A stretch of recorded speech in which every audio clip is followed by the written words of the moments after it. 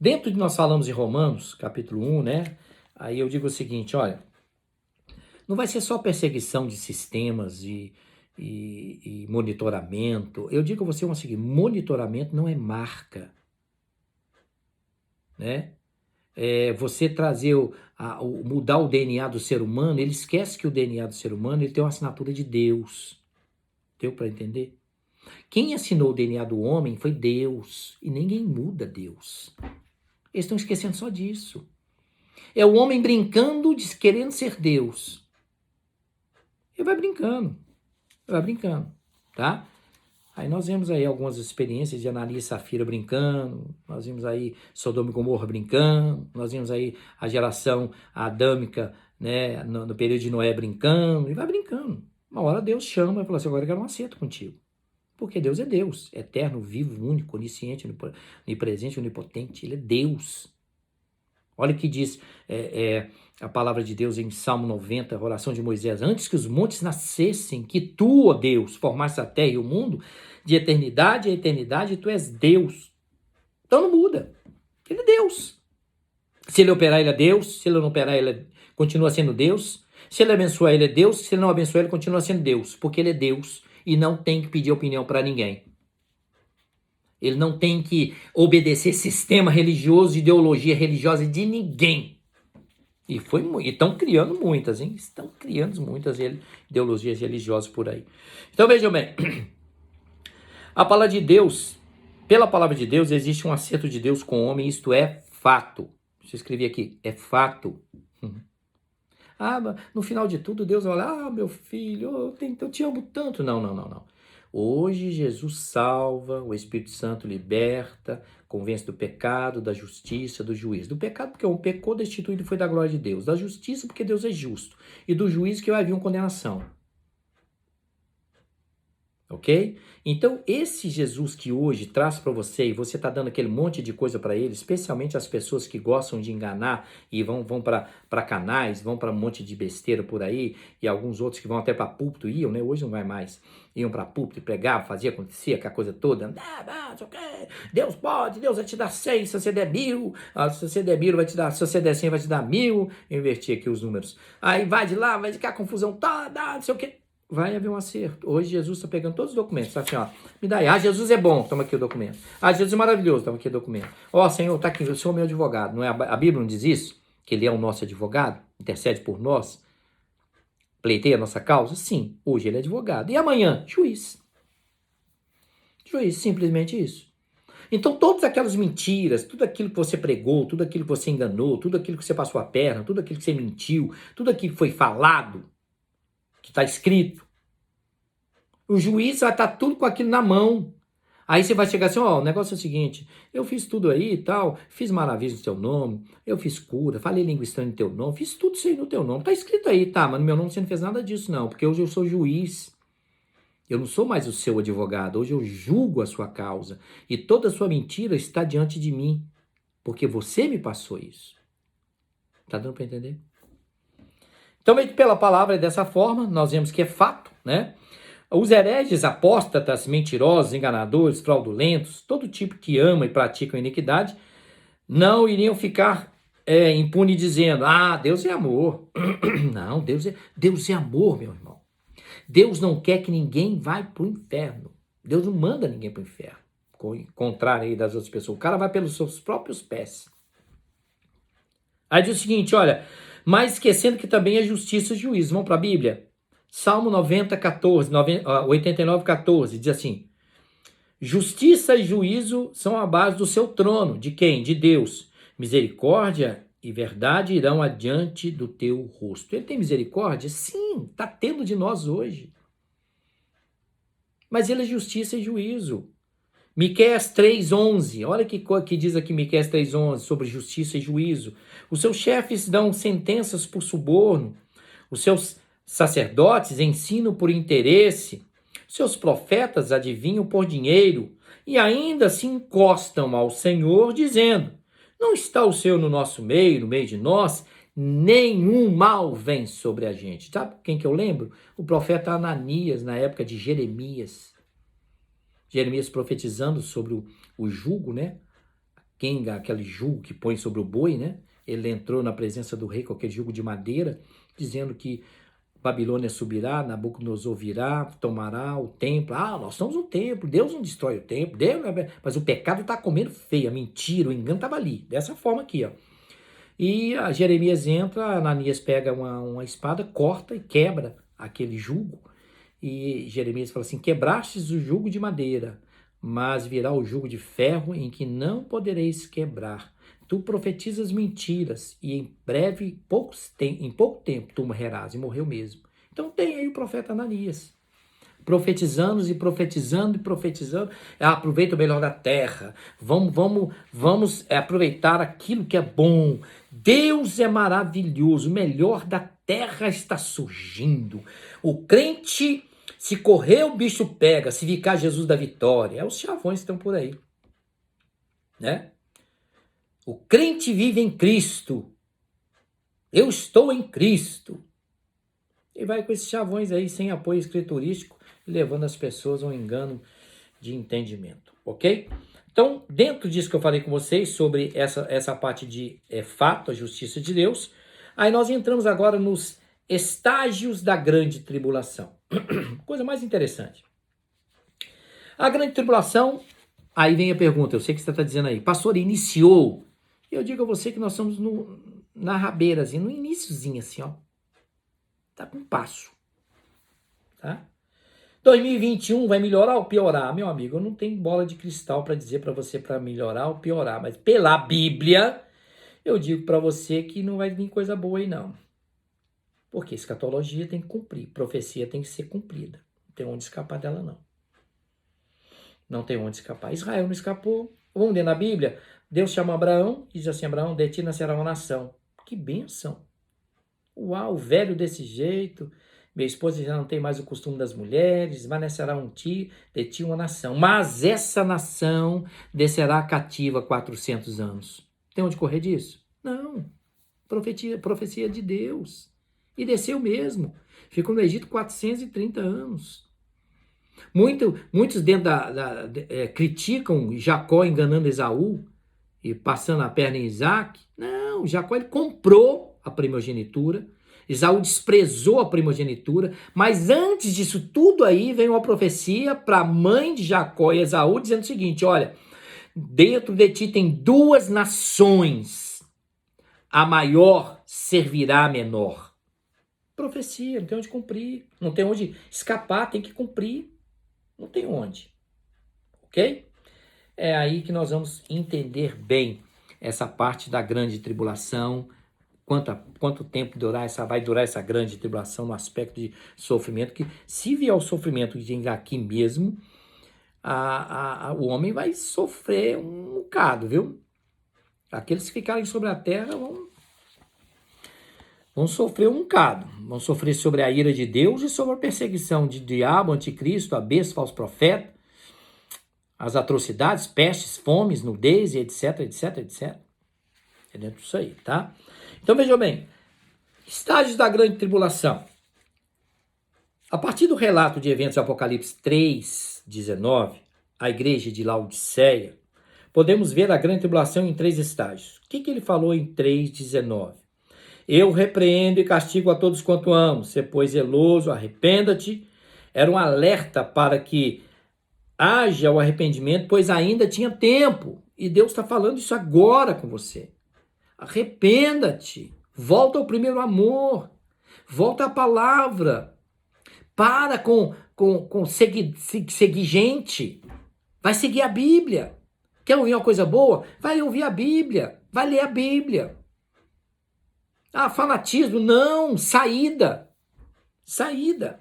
Ok? Então, nós começamos a ver que Apocalipse 3, ele começa a falar da igreja de Laodiceia. Por que ele começa a falar da igreja de Laodiceia? Porque a igreja de Laodiceia é a igreja que nós estamos vendo hoje. Tá? A igreja que é rica, rica sou, estou enriquecida, nada tenho falta, não sabe o que é um pobre, cego, nu, miserável, desgraçada.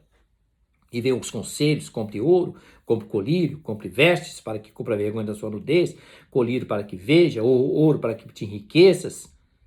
Então, o momento de Laodiceia, nós estamos vendo já há muito tempo. Há muito tempo. Esse alerta foi dado, é hora de arrependimento. É hora de arrependimento. A primeira fase é a marca que quebra os 7 selos. Então, a primeira fase da grande tribulação inicia em Apocalipse capítulo 6, na quebra dos 7 selos. Esses 7 selos são alertas que são cavalos que saem até o 6º selo.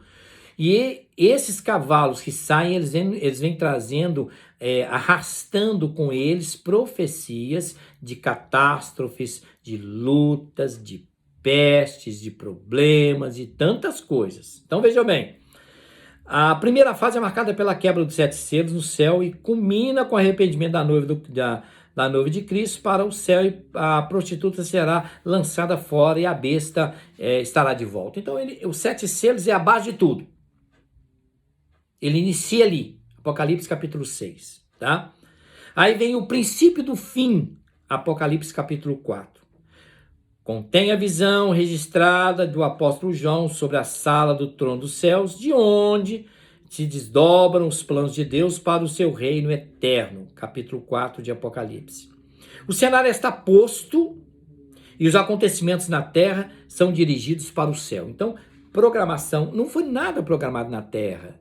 Essa programação aí de governo, de controle, de marca, de situação do braço, toma, não toma, e vai mudar. Meu amigo, isso é o plano do diabo na terra. Mas o projeto de Deus já foi concretizado no céu e vai ser, já foi, vamos dizer assim, colocado em todos os sentidos e aspectos, detalhado no céu e vai ser concretizado, finalizado na terra. Ok? Aí entra o seguinte, João ele entra em Apocalipse capítulo 4, já falei sobre isso, capítulo 5, João entra agora que ele vê um livro. Ele diz assim, olha, e vi na destra do que estava sentado sobre o trono um livro escrito por dentro e por fora, selado com 7 selos.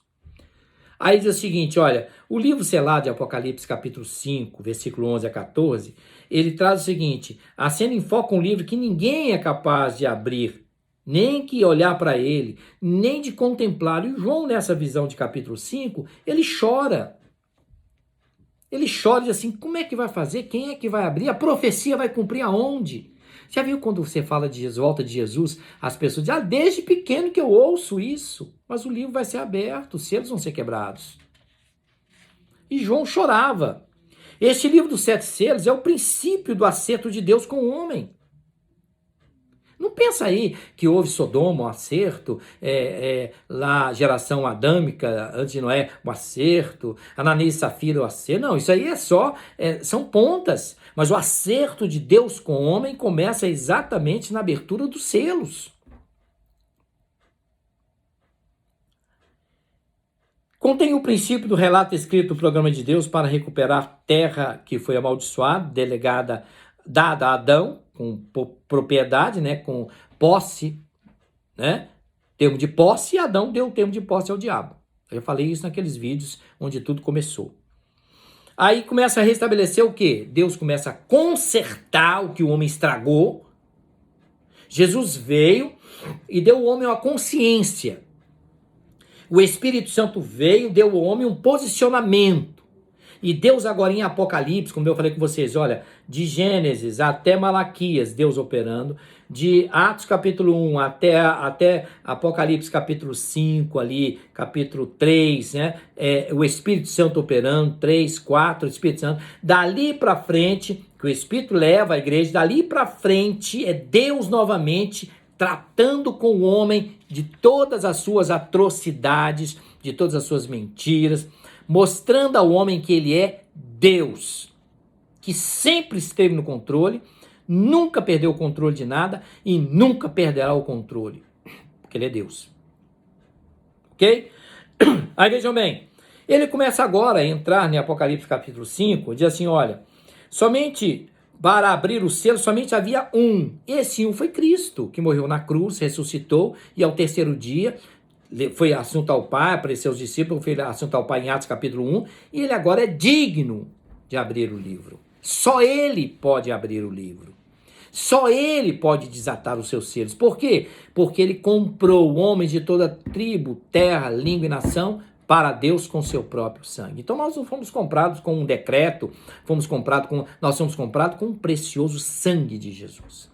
Por quê? Porque o sangue que ele derramou, ele tirou o pecado que nós devíamos a Deus, a justiça de Deus, e ele consumou a obra, dando a nós, através do sangue de Cristo, a restauração, o retorno ao Pai. Por isso que ele disse que eu sou a porta, eu sou o pão, eu sou o caminho. Ele falou exatamente essas comparações, dessas suas comparações, quem ele era para o homem, tá? Aí Apocalipse capítulo 5 diz assim, olha, o leão da tribo de Judá, a raiz de Davi. Não chora, João, tem aqui aquele que morreu, mas ressuscitou, e esse é digno de abrir o livro, olhar para ele, desatar os selos. Olha, esse é digno de abrir o livro. Não chora não, João. E a Bíblia diz que a referência a Jesus, o Messias, é o único digno de temar o livro, de abrir o livro, e João se alegrou com aquilo ali e iniciou agora exatamente uma coisa muito interessante. A morte sacrificial de Jesus proporcionou a base da expressão juízo final. Olha que coisa mais interessante. Cristo veio, 3 anos e pouquinho, cumpriu o ministério, foi crucificado, chicoteado, esbofeteado, morreu. A vitória de Jesus não estava na morte. A vitória de Jesus estava na ressurreição. Ao 3º dia ele ressuscitou. Ou seja, tragada foi a morte na vitória. O maior obstáculo e o último obstáculo do ser humano era a morte. Porque o salário do pecado é a morte. Mas completando o dom gratuito de Deus é a vida eterna. Essa parte que Jesus veio e disse assim, agora eu sou digno de abrir o livro, porque eu morri e ressuscitei. E dei ao homem a condição de ser novamente, o acesso, de ter novamente o acesso ao trono do Pai, como caminho, verdade e vida, tá? Aí diz o seguinte, ele começa agora a trazer a condição de abertura dos selos. Olha, em Jesus nós somos justificados para com Deus e não para o diabo. Isso aqui eu fiz uma observação aqui. Por quê? Porque muita gente diz o seguinte, que Jesus veio e desceu e deu uns tapas no diabo. Tem uns que estão pisando na cabeça do diabo, pegando o pescoço dele. As confusões que esse pessoal faz aí, que só Cristo na causa, só Cristo na causa. Então nós não devíamos nada para o diabo. Gravem isso. Nós não tínhamos dívidas nenhuma com o diabo. Nós, homem, o ser humano, a raça humana, nós estávamos devendo a justiça de Deus. Porque ele diz, o dia que comer, certamente morrerá. E ele diz assim, que o salário do pecado é a morte. Ele pecou e estava determinado por Deus a morte para ele. E diz o seguinte, olha, agora a justificativa que Jesus trouxe foi para Deus. Pai, eu consumei, eu justifico o homem. Então nós somos comprados de volta para Deus. Tem nada para o diabo aí. Promissória, rasgou o cheque, a escritura, não tem nada disso não. Isso é um invencionismo que só leva a confusão e erro. Olha, essa cena mostra Cristo quebrando os selos. Inicia lá no capítulo 6. Selos que protegem a mensagem escrita de ambos os lados. Essas mensagens são o juízo de Deus. O único que poderia proclamar o juízo de Deus é Jesus. Volto no próximo.